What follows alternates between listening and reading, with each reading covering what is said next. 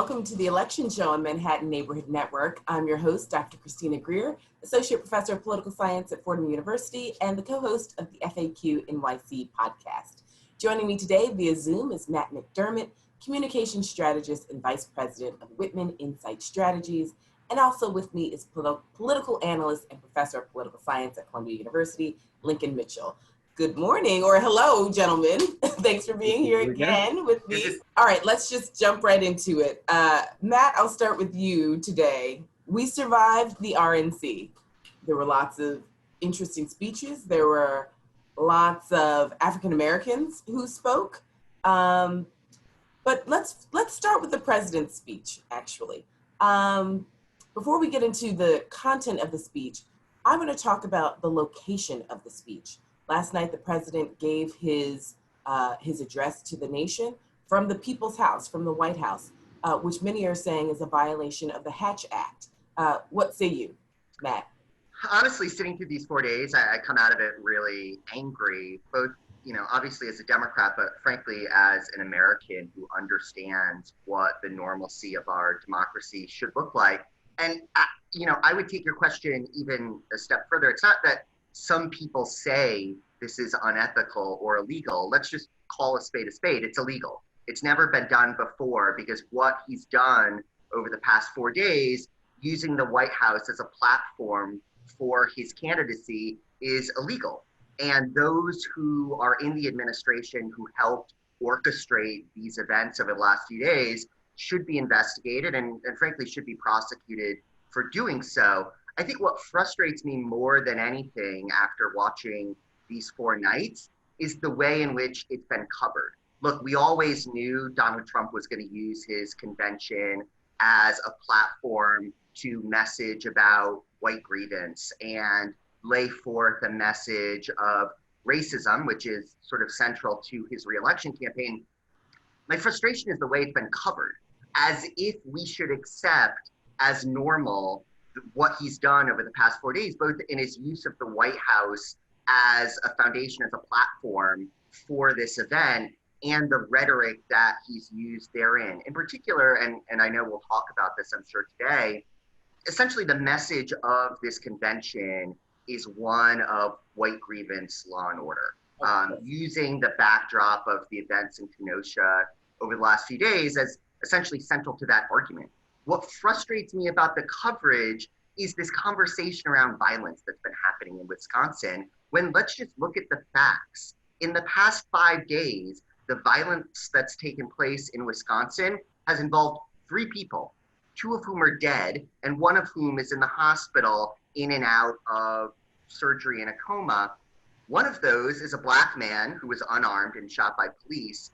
The other 2 were shot and killed by a white vigilante Trump supporter who drove 2 hours to Kenosha to take up arms in the streets of a community that he doesn't even live in. So if we want to talk about violence in this convention and heading into the rest of this year, I'm happy to do that. But the violence we're actually seeing is coming from right-wing extremists. It's coming from an unchecked police force. And Donald Trump has no plan to solve any of those. If anything, he's elevated those very voices over the course of his presidency. So it frankly was an unbecoming convention, an illegal convention, and I hope moving forward the press really figures out how to cover what is a historic breaking of norms done in a really pathetic way. Mm-hmm. I mean, I sort of have referred to it as a bootleg family reunion, Lincoln, but building on what Matt said, I mean, it is illegal. I mean, we have the Hatch Act for a reason. We know that, you've worked on campaigns and studied politics. We know that if you're a sitting politician, you can't even make a phone call from your office, let alone hold a 4-day series of rallies and speeches and propaganda. So, Lincoln, what are your thoughts on this violation of the Hatch Act and what Americans witnessed for the last 4 days, building on what Matt just said? Well, I want to just, something Matt said is very important, which is the media has presented this as much about breaking norms, but it's not norms, it's the law. It's the law. And when you break the law, you're committing a crime. And if we have rule of law, when you commit a crime, you face consequences for that. But if I might backtrack for one moment and talk about why this is important. Some of the kind of propagandists for the right, whether in the party or outside of the formal party structures, have said it doesn't matter, nobody cares about the Hatch Act. Well, the Hatch Act is there for a very good reason. And that reason is that drawing a line between the government and the ruling party is essential for a free society and essential for a democratic society. And every modern authoritarian regime, going back through the 20th century, has not drawn that line. Whether you are talking about the Soviet Union, whether you are talking about Castro's Cuba, whether you are talking about Nazi Germany, Pinochet's Chile, or Saddam Hussein's Ba'athist regime in Iraq, when that line gets conflated, when the party becomes the state, you no longer have freedom and you no longer have democracy, full stop. So we not only saw illegality, we saw another enormous step towards authoritarianism. But I want to also touch on something that Matt said too. There should be consequences, and the three of us and most of our viewers and listeners know there will not be, at least until this administration is out of office and we can begin to have some rule of law again in America, right? And the impunity is as important as the act. So having witnessed this, some of the reporting, and I've been so frustrated by journalists because I feel like a lot of journalists don't understand race and don't understand racism. So the reporting for me has been very both sides-ism, but also not understanding the real threat that this administration poses to communities of color across the country because they can always find a few sprinklings of color. But Lincoln, let me stay with you. For this convention, some of my colleagues and I have discussed the fact that this, trotting out lots of Black and Latinx and a few Asian folks wasn't about trying to win over African Americans, even though the president said that he has done more for African Americans since Abraham Lincoln, which is patently false, right? We can just look at Lyndon Baines Johnson and the conversation right there with the civil rights. FDR comes to mind as well. Barack Obama even comes to mind. He would have been African American too. Yeah, there's a lot of presidents that come to mind. Literally, anybody except for Andrew Johnson, Andrew Jackson, we're good, right? So we know that that's patently false. But the conversations I've been having with my colleagues was the trotting out of people of color isn't about necessarily converting folks of color to vote for Donald Trump. It's to help white voters who are Trump voters feel less racist about voting for a racist president. Do you agree with that assessment, or what are your thoughts? A couple things. That's a standard Republican ploy, right? When the party of racism tries to present itself as not as racism, it's not to bump itself from 8% to 17% or something with the African American vote. It's to get white liberals or white moderates feeling comfortable voting for them. But the line that at your typical Republican National Convention, there are more people of color who have speak from the podium, well, in this case, the virtual podium, than are in the crowd, right? In this case, the virtual crowd, and that's probably true as well. But there's something more to this that really struck me, which is that a number of these people, Herschel Walker. Now, I'm not a huge football fan, I admit. And I suppose, and I think he went to Auburn, so perhaps in Alabama, he's still kind of a famous, important person. But Herschel Walker is not LeBron James. He's not Stephon Curry. He's a great but obscure player from the past. Darryl Strawberry, this is a New York show. Welcome 1986. I'm sorry? I said welcome 1986. But also, he was also on those late 90s Yankees teams. He is a baseball legend and also has had a, Strawberry has had a difficult life and has confronted a lot of racism coming up in baseball as a younger man. So, but Darryl Strawberry, this isn't Fernando Tatis of the Padres or something. This isn't some star of today. So it's almost backfires. Like if the best you can do for African-American celebrities are Herschel Walker and Darryl Strawberry, it actually underscores the fact that you have no African-American support. The speeches, by Nikki Haley and Tim Scott, this is standard Republican fare. Close your eyes, point at a time chart. This could be 1984. This could be 1980. That's normal Republican stuff. They need to say this is the year we're going to break through with African-American voters, and they're not, and no one takes that claim seriously. Right. Well, so many Nikki Haley, Tim Scott, racism doesn't exist in America, right. And then I'll go into all the stories of racism that I've experienced. So there's a disconnect there. Matt, as a Democratic strategist, we spoke last week at the beginning of the DNC, and so comparing the two, we heard Joe Biden in a succinct 25-minute speech talk about the soul of the nation. We heard the president last night in a 70-minute ramble. Diatribe. Yeah, I don't know what you would call it. Rant. We're so sadly accustomed to him just getting the mic and not knowing, there are lots of great memes. I don't know if you all know Showtime at the Apollo, but Mr. Sandman comes with a hook and drags you off the stage. But as a Democratic strategist, how do you think, comparing the DNC to the RNC, production value, but also messaging, were both of them effective or ineffective? And can you sort of compare the two for us? Thinking about the audiences that they were trying to reach and thinking about the messaging that they put out there. I feel like whenever I have these conversations, just given what we're seeing, particularly at the RNC, we're just living in something of a bizarro world, in the sense that these two parties, these two campaigns, these two nominees for president are not running parallel campaigns. One, in Joe Biden, is talking about real issues that affect real people and the trifecta of crises that this country is facing, both in systemic racism, the global pandemic, and the economic crisis that has followed. And Donald Trump is running the campaign of just bizarro world. I mean, his message this week was essentially, I've been your president for the last 4 years. I need to remain your president for the next 4 years to keep law and order, to keep us safe, to keep our streets safe.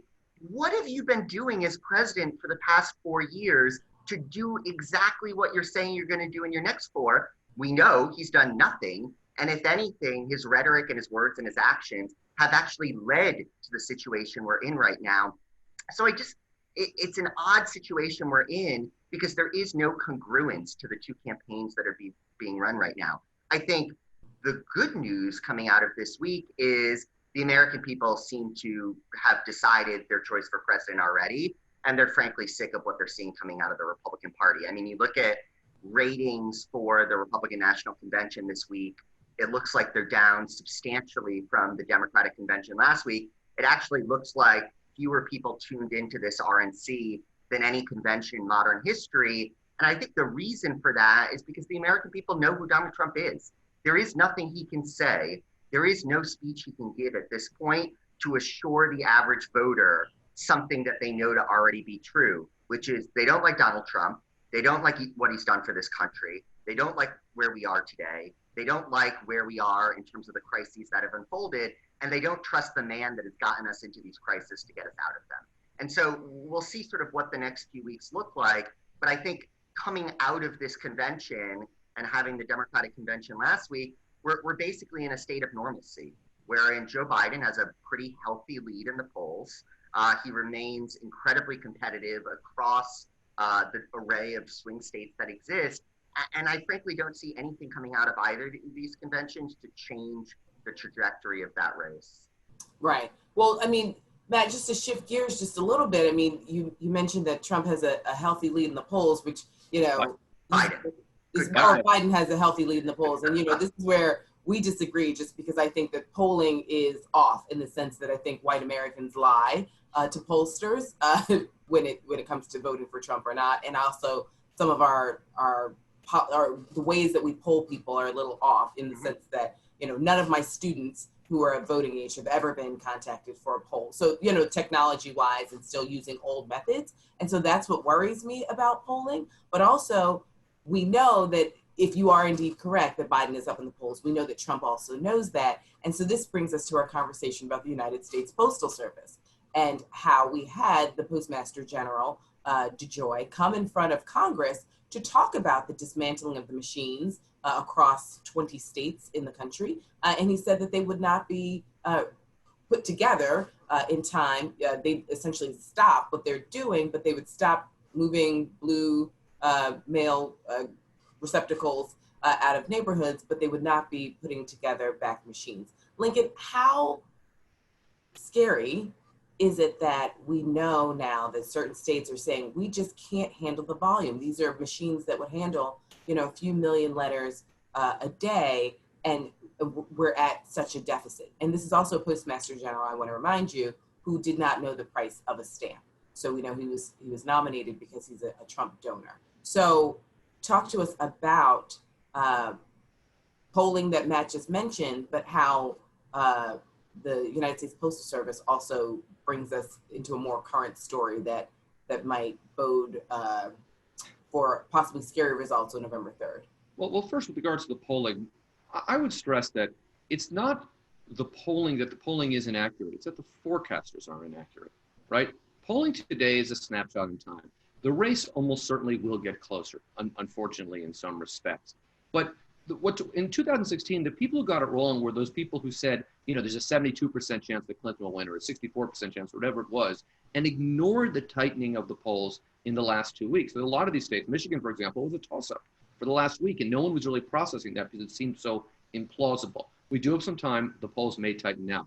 With regards to the post office, it is important to understand Trump's effort to defund the post office, to make it difficult for people to vote by mail, as part of a broader effort on his part. And Matt Gaetz, who is, I would say not kind of the intellectual powerhouse of the United States Congress, said it very clearly. We're going to win on election day, claim victory, I'm paraphrasing, and then the votes are going to start coming in later, and the Democrats are going to insist on counting them. What a horror that is, that in a democratic society, we should insist on counting lawfully cast votes. But Donald Trump's campaign is about two things right now. One, preventing voters from voting, right?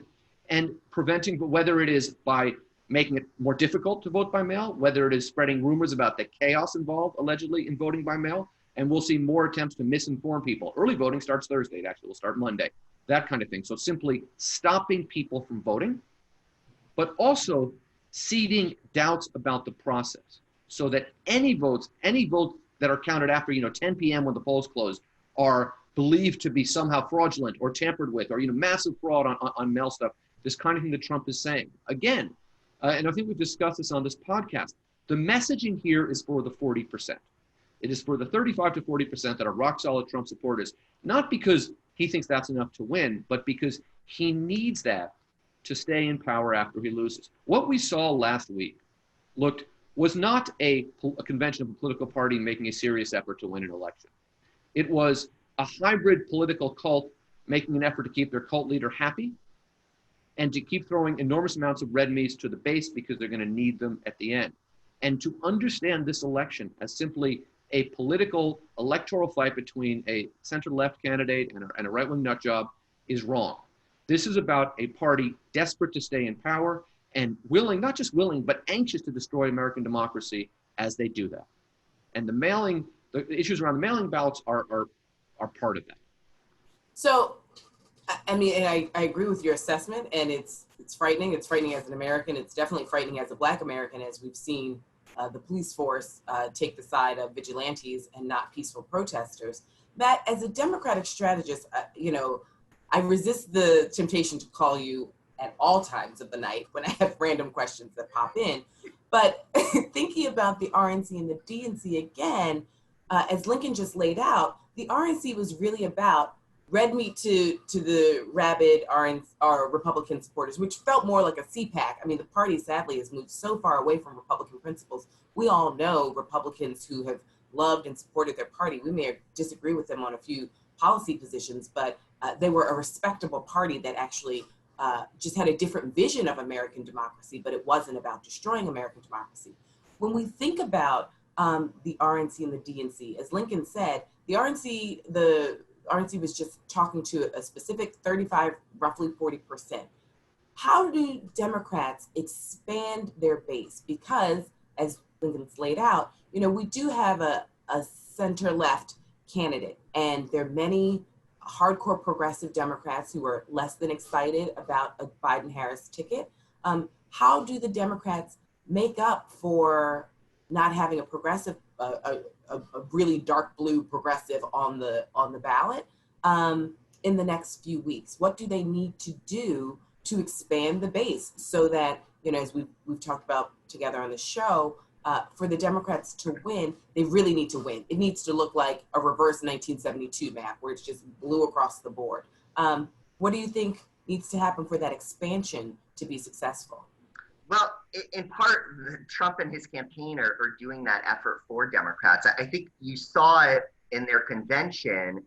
The challenge that Republicans have had in messaging since Kamala Harris was picked is they don't know how to define this race anymore, in part because you have two competing factions having completely opposite messages about this Biden-Harris ticket. On one hand, you've got people on the left of the Democratic Party saying that, you know, it's a tough on crime ticket, and neither are well equipped to deal with the issues of institutional racism and systemic issues that exist, particularly when it comes to policing. And so you've had that coming from the left, and from the right, you've seen in the RNC essentially the suggestion. I thought it was interesting. Trump didn't even refer once to the Biden-Harris ticket. He kept referring to the Biden-Sanders ticket. I think any knowing American recognizes that Bernie Sanders is in fact not on the ballot this November, but it's an intentional effort to suggest that this ticket is soft on crime. And so it's this perplexing situation we find ourselves in where the Democratic ticket can't be defined by either side because they're literally talking past each other in their messaging. And so I think moving forward, what needs to happen in terms of the size of this win that Democrats need, I think it's less about getting Donald Trump out of office at this point, and more, I think the size of the vote needs to be large because it needs to be an indictment on this entire Republican Party. And it's not enough just to win the presidency. Democrats need to win back the Senate and need to frankly grow their margins in the House to signal to Republicans that their strategy is unacceptable to the overwhelming majority of this country, and it's not going to win them a national election moving forward. And so I think you see, as Lincoln pointed out, look, I mean, both explicitly and explicitly, you talk to Republican consultants over the last few weeks, and they all acknowledge that Donald Trump is very likely not to win the popular vote. They're essentially ceding the popular vote to the Democrats. What they're trying to do in this election is either sneak by with a win in the Electoral College and or part and parcel with that, disenfranchise voters using the post office, using other tactics that they use repeatedly to drive down turnout among Black and brown communities. And so that's their effort, is to say, look, we're not even going to try to win the popular vote because we know we can't. What we're going to do is use the levers that are advantage to us, particularly with the government and the post office, to essentially say, if we can't win this fairly, we're going to cheat to win this election.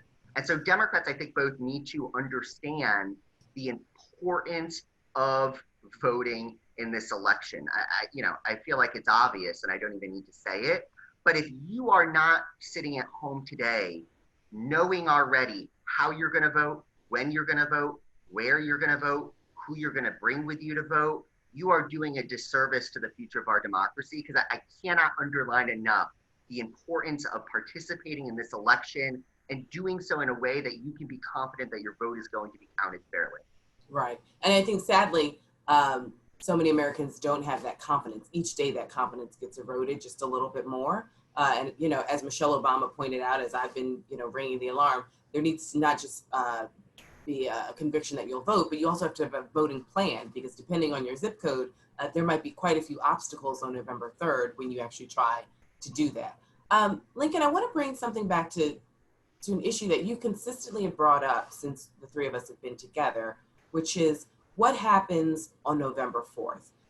And what we've seen in Kenosha with white police officers giving water to vigilantes, essentially saying, thanks guys for being here, shooting innocent Black people who are unarmed.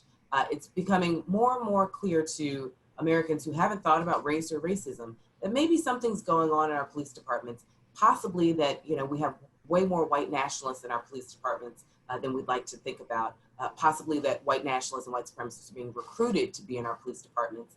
And if the president says, this election was fake, I'm not leaving, we're gonna look like some countries that we've, always gone in to assist with their elections, probability-wise, I mean, you've voiced this concern for quite some time, and knowing that the president's very afraid of the New York State Attorney General Tish James, are we really looking at a president where even if we have an overwhelmingly Democratic win, as Matt just mentioned, a president who will just refuse to accept the results of this election? Yes. And let me be clear, because there are some who say, the military will take him out. He can handcuff himself to the desk and they'll remove him. That's true and irrelevant. The question here is not what happens on January 21st. It is what happens primarily between November 3rd and December 14th when the Electoral College meets. Let me give you a preview of what is likely to happen. CNN or ABC News or everyone but Fox projects a winner. Trump tweets out, fake news, don't believe it. Within hours, Mitch McConnell and Kevin McCarthy and all these other defenders of core American values like white supremacy support Donald Trump. And within hours of that, the media is reporting not a stolen election, not a Trump attempting to steal the election, but a disputed election. And then we will have demonstrations on the streets, massive ones by people who want to reclaim their democracy.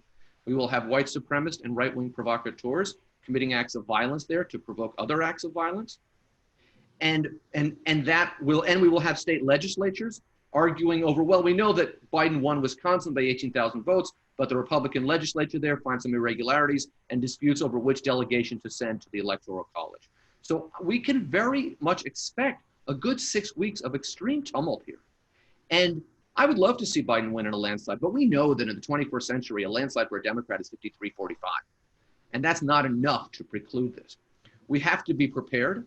We have to be prepared not just with the legal strategy, but with the mobilization strategy. How do we get 30 million Americans on the street saying, count the votes, honor the winner, enough, right? The United States should be looking very closely right now at what's happening in Belarus, because that, and what happened before that in Georgia and Ukraine and Kyrgyzstan and other places, because that is the prototype here. And unless we are willing to go to the streets and able to keep it peaceful while simultaneously pursuing a media and a legal strategy, Trump will remain in office after January, or will destroy the country and cause widespread violence in his attempts to do so.